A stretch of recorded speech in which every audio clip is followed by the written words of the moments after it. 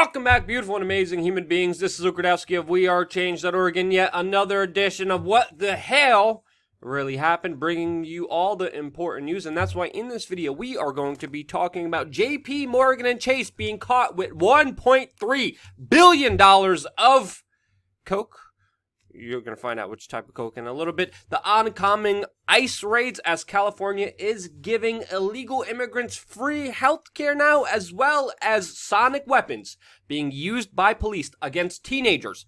Not in Saudi Arabia, not in China, but a major U.S. city. Of course, we're also going to get into the latest information about Jeffrey Epstein, which, by the way, automatically demonetizes this video and all the other videos we did on that topic. Which obviously not only demonetizes us, makes us lose money for the day, but also downranks the algorithm, makes sure the video gets at least 1/3 less viewership, and pretty much just puts our channel in the gutter. And because we're an independent news organization that doesn't play their game, doesn't self-censor, and decides the truth is way more important than, of course, being buddy-buddy with multinational technocratic corporations, this is why we rely on your donations on WeAreChange.org/donate. The link will be in the description below, where you can get involved in the fight for the freedom of information. You could actually do something. You could actually feel good about this by pledging your support for independent information. You can do that with physical mail, cryptocurrencies, a one-time donation, a monthly donation of $5 a month, which means the world to us and makes a huge amounts of difference, or even without spending a single dime. Just check out WeAreChange.org/donate and get involved now. Time is more important than ever. Now, okay, just jumping right into the news. You wouldn't know about this since, of course, the mainstream media hasn't really been talking about this, but just recently, we had one of the largest drug busts in American history, valued to $1.3 billion, which, by the way, was busted by U.S. Customs and Border Protection, which, very interestingly, found the 39,525 pounds of coke. Yes, coke, not the fizzy kind, but coke, most likely from Latin America, stashed in several containers on a ship which was owned by JP Morgan and Chase, the large financial bankster institution that, of course, as we learned from the latest financial crisis, is above the law. Now, of course, this ship being owned by the JP Morgan asset management firm could be one of the reasons why we didn't hear about one of the largest drug busts in American history.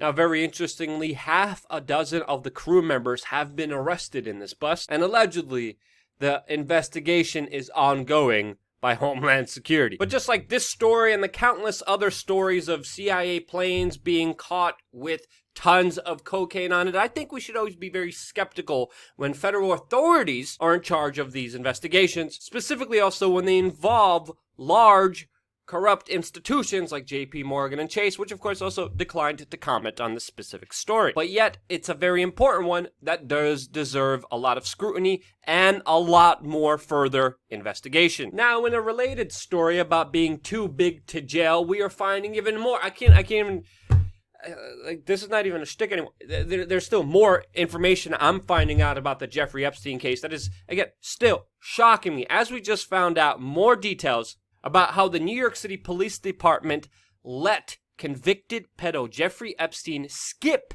his judge-ordered check-ins for over 8+ years, which the NYPD says it's fine that this happened, even though it was ordered by a judge that he had to check in every 90 days. And again, Epstein never checked in with the city police officers, which he was mandated to do. Now, of course, if this was a normal person, if they did this, they would face a felony charge that is punishable up to 4 years in prison for not checking in. And of course, this story gets more ridiculous as, of course, we closely followed the press announcement by Alexander Acosta, the U.S. Labor Secretary, that gave him the sweetheart deal last night. And Acosta did not do himself any favors, looking smug, smiling, showing no empathy or emotion at all after not taking responsibility for letting this monster on the streets and off the hook for charges that should have landed him a lifetime in jail, but literally gave him a sleepaway camp jail experience in a private ward of a prison, which again is totally unexplainable, just like this current revelation by the NYPD. And this man, who has been living above the law for over a decade now because of the incompetency and the cooperation of the federal authorities, who, by the way, had a 53-page indictment against him in 2008, which, by the way, Acosta just scrapped. He scrapped that indictment after alleged secret negotiations, according to the former state's attorney that was a part of this larger court proceeding that happened beforehand and was a pure injustice to the countless numbers of victims that Epstein attacked with the help of the most powerful people in our society. And now, Jeffrey Epstein wants to be freed on bail. I mean, just when you thought the story couldn't get more ridiculous, his defense, his top-notch lawyers provided paperwork to the judge in New York, where, of course, Jeffrey Epstein is being held right now, specifically issuing documents for a negotiation of his bail, where he is offering up his Manhattan townhouse and private jet as collateral, proposing to even remain under house arrest with a GPS tracking unit, and that he would, quote, surrender his passport and only be allowed to leave his apartment for, of course, doctor appointments. And my official response to that is, hell no. If there ever was one of the most severe flight risks, if there ever was going to be an injustice, it will be if this judge rules in favor of this bail agreement, which, again, in my opinion, should not be agreed to, but also shows you the extreme lengths that Jeffrey Epstein and the vast amount of wealth and the vast amount of power he has and the desperation in how much he is offering to not spend his time in jail during, of course, the court proceedings. Of course, we're going to follow this judge's decision on this, but the desperation to me is a sign that this is actually moving forward in the right direction. If this bail gets approved by the judge, it's moving in the wrong direction. Of course, a lot of people are trying to politicize this case. We are not. We're talking about this case very honestly, and we will continue to do so on this independent media broadcast, just like we have been doing. So, of course, that's why you have to hit the subscription button as well as the notification button to get the latest videos. Maybe if YouTube decides to even give you that, which is rare within itself. But anyway, moving forward. In a completely separate story, this is about not people leaving the country, but people trying to get into the country. We have reported on just a few weeks ago that Trump was delaying ICE raids and deportations of illegal immigrants in this country who either broke the law, never showed up to a court hearing, have illegally crossed into this country a second time, have a criminal record, and are failing to comply with previous deportation efforts. And as of the latest news that we're getting right now, Donald Trump will be moving forward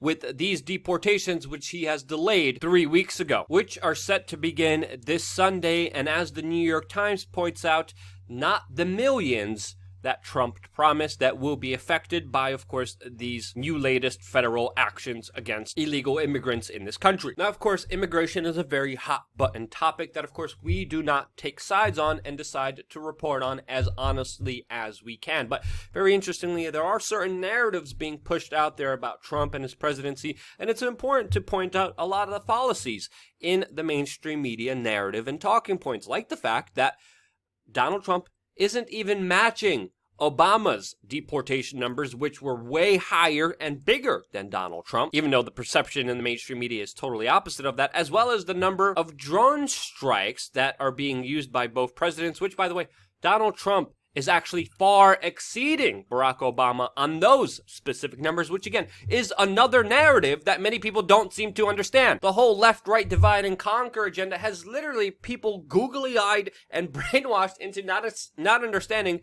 the true realities of federal government, which again I stride on highlighting and showing you. But moving forward on this specific topic, I guess centered around insanity, as of moments ago, Democratic Governor of California announced that California will be the first state to extend health care coverage to some undocumented illegal immigrants through, of course, their Medicaid program. It is expected to cover some 90,000 low-income residents, whether or not they have satisfactory immigration status or not. Now, already, it's important to understand here, California offers health care to illegal immigrants when they are younger than 19, and that this specific program extends that current program not only with the numbers, but also between the ages of 19 and 25. Now, of course, this is major news and will, of course, incentivize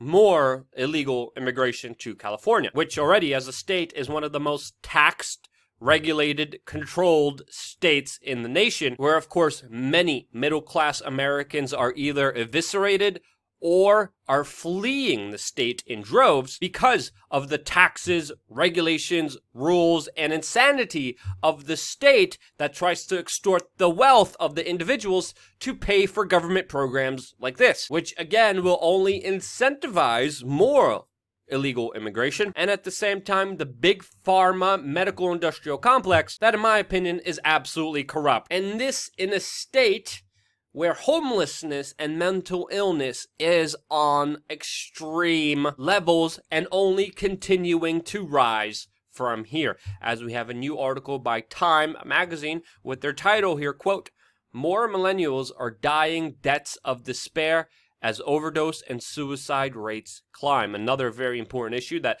is a very nuanced issue that I do believe deserves to have more of a conversation surrounding the corruption of a society that is leading to this, especially from the larger institutions, whether the education system, the factory farming system, the medical system, political systems, and all of the other higher systems in our society that I believe are absolutely failing us. And right now, what do you, I mean, how do you not expect this to happen when in frickin' Philadelphia, the government and authorities are using sonic device, high-pitched noise weapons, sonic weapons to go after not criminals, not thugs, but teenagers from playing in city parks. No, I mean, I'm not joking here. This is literally happening in Philadelphia, where government officials are using a, quote, acoustic deterrent. Just call it what it is, you ninny-nanny state boob heads. It's a sonic weapon, and they're doing this against children and young adults to keep them away from parks at night. They spent $5,000 on this weapon to, quote, prevent loitering and vandalism, with the intent, as they say here, to move non-confrontational youth in an area where they should not be. Look, this is the Terminator style, technocratic, enslaved future of our young masses. And people are questioning, hey, why are younger kids committing suicide? Well, if your number one way of dealing with them, to helping the young kids of our nation, is to blast them with a sonic weapon, maybe this could answer some of your questions, you nincompoops. And to me, just highlights another important lesson on how government should never be the answer. Convince me if I'm wrong. Let me know in the comment section. Hey, I think the government should be good for this. If you really do believe that, let me know. I'm very curious. Very curious where you think. They're literally using supersonic weapons against teenagers. Come on. What other argument do you need for anarchy than this right here? Anarchy? Blasting kids with government regulation supersonic weapons because we don't... Shush away, little kids. We don't want you in this area. Anarchy wins. Again, that last bit is my opinion, which of course I would love to have your feedback on. I once again want to thank everyone for watching. WeAreChange, an independent news organization that provides you a video every single day here on WeAreChange.org. I love you. Stay tuned for more.